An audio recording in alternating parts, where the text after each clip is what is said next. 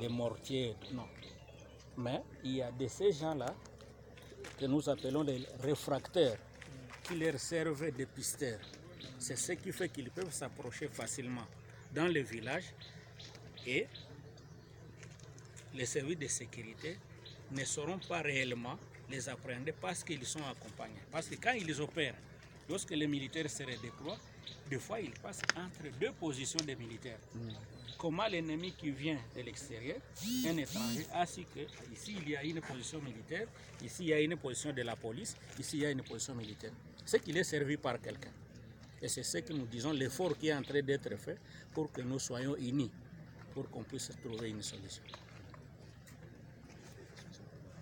Mon général, savoir quel commentaire vous pouvez faire par rapport à tous les rapports que nous recevons à Kinshasa de la part du chef d'état-major, de la part du ministre de la Défense. Ils nous disent qu'ils sont satisfaits de la collaboration de la population d'une manière générale. Bien sûr qu'il y a quelques cas il y a quelques bandits, tout ça, mais d'une manière générale, la population collabore avec l'armée. Exactement.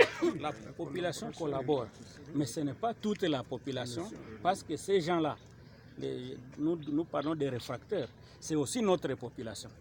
Si nous pouvons parler en termes de pourcentage, c'est que si nous parlons de 90%, c'est qu'il y a un 10% qui reste et qui nous crée toujours des problèmes. L'idéal, c'est qu'il n'y ait même pas les 10% pour qu'on arrive à l'état final recherché. Parce que nous tenons à nous exprimer, parce qu'il ne faudrait pas que le Cameroun rentre avec la perception que les choses ne marchent pas ou on n'avance pas parce que la population est complice de l'ennemi. C'est ça que nous ne voulons pas comme perception.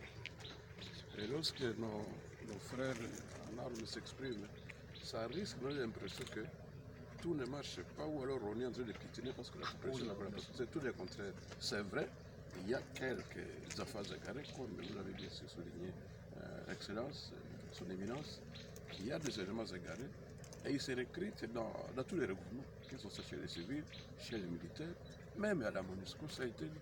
Il y a des éléments égarés, mais que ce soit la perception qu'on n'arrive pas à avancer parce que la population ne collabore pas, ça c'est un problème. Dire qu'on n'avance pas, c'est peut-être vous.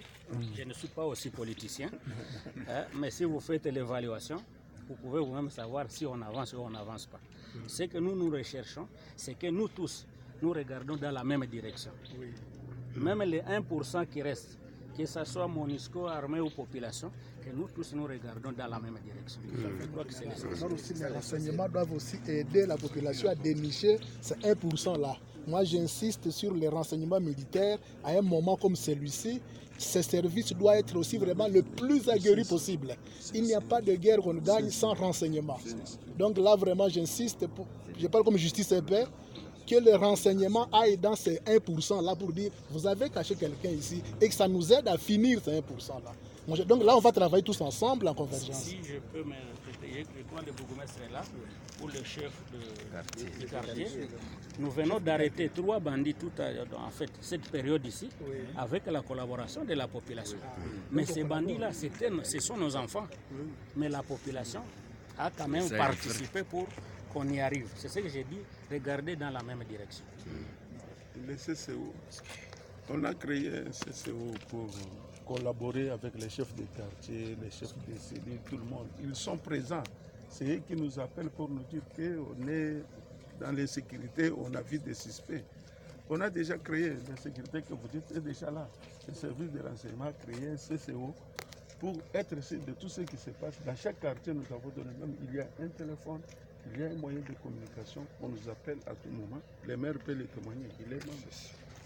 Mon général, est-ce qu'on peut connaître quel est le groupe de Maïmaï qui est en train d'opérer ici? Parce qu'il y en a de plusieurs tendances. Et on parle d'Ndouma, d'où ils sont venus. Vous devez avoir des